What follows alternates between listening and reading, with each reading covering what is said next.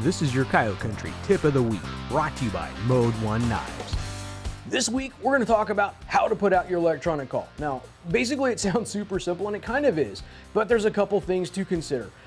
When we're setting up our chairs and our rifles and all that stuff, movement is a little bit of a factor because we're in the area we're going to call, but when I start walking out to set up the electronic caller, I run a high risk of making noise or being more visible to that coyote because we're not tucked into the rim rocks or the bushes or whatever we're at. I'm going out into the area that I'm hoping a coyote's going to be into, and that makes it much more dangerous.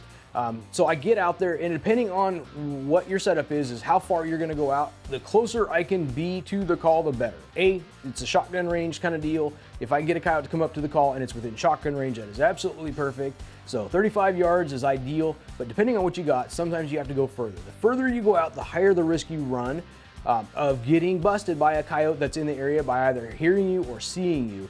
The other thing is always go out to the downwind, set up your call, and I always go back on the exact same path that I went out on. That way it's one path in, one path back out. Try to be as quiet as I can, get that thing set up, and get back to my stand as quick as I can without making a bunch of noise, setting down, letting everything quiet down for a second, and then hitting the button and see what happens. And that's your tip of the week.